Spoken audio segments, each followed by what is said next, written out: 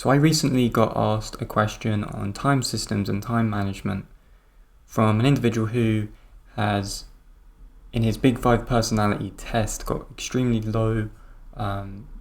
conscientiousness and industriousness on an extremely low level. So when you're in a situation like that and your personality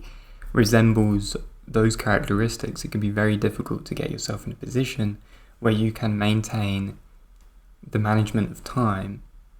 and to discipline yourself within that framework. So usually it takes a lot of effort to get to a point where you can be in a situation where you can manage your day precisely to how you want it to occur, so that the discipline can give you the freedom to do what you want in the rest of your day.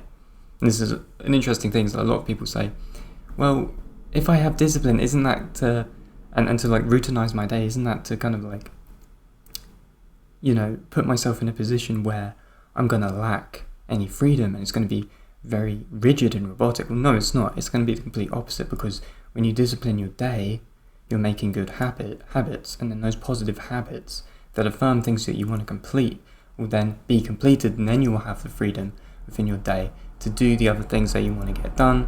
or for you to simply be in a situation where you are in control of your life more so than you were before. Because of course, bad habits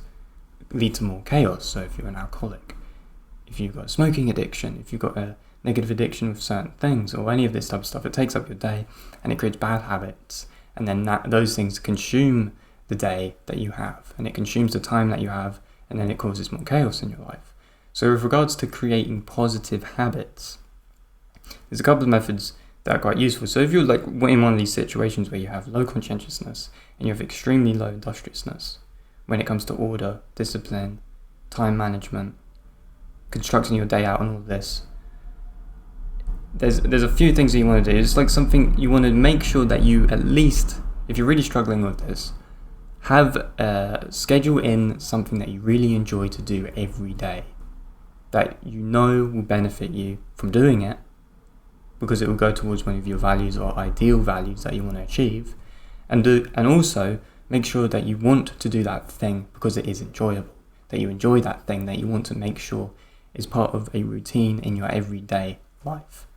I'd say that is fundamental. So this, there's a lot of people that say, well, you should put this in your routine, but that thing may not be enjoyable for you. So therefore, when you're in a situation like this, when you have low conscientiousness and low industriousness, it's very difficult for you to get a head start on it. So you need to make sure that you enjoy that specific thing and you want to attain the values and the benefits of it. So this is why creating a gym system, or going to the gym, working out, doing all of that stuff is very effective. But at the same time, it can be very difficult when one is not entrained into the fact that having certain disciplines towards good habits actually make your life better. And when you do realize that, and you do realize the achievements of that discipline towards that beneficial habit that you entrain into your daily life, you will then realize that discipline within your own mentality and discipline within your own lifestyle will actually become more concrete and more systematic and more part of your nature,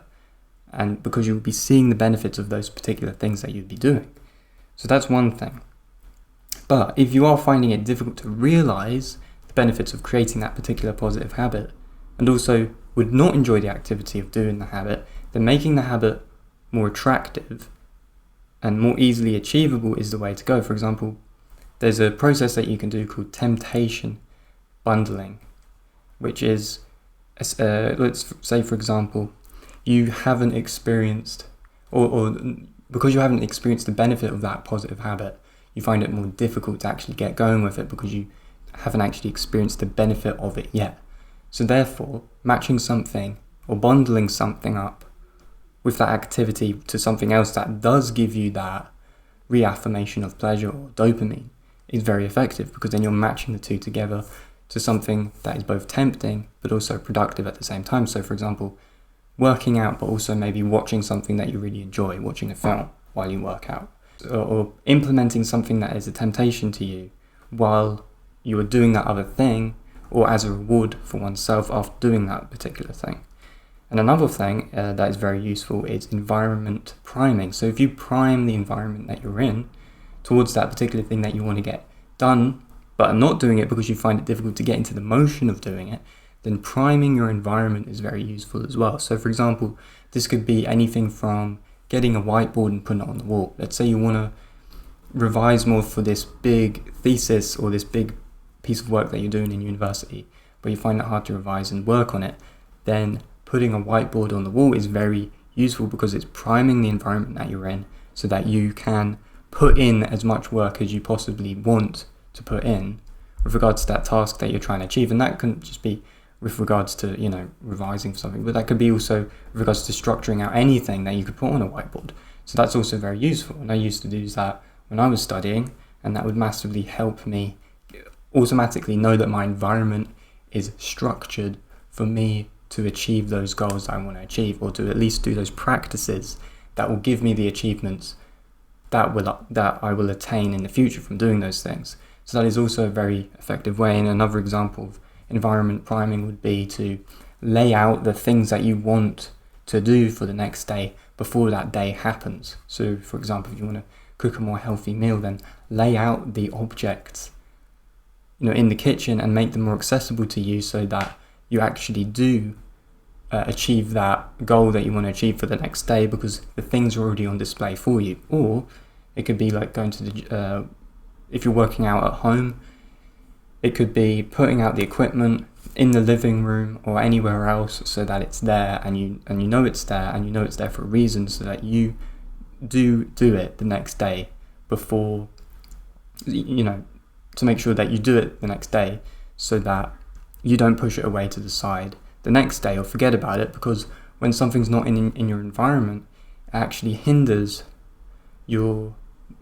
awareness of the thing and your acceptance of doing the thing itself. And this is why also being in a community or being in a group is very effective for that priming of motivation, or priming of discipline and action and courage and encouragement, because you're putting yourself in a position where you're surrounded by a certain set of people which are doing other things that is also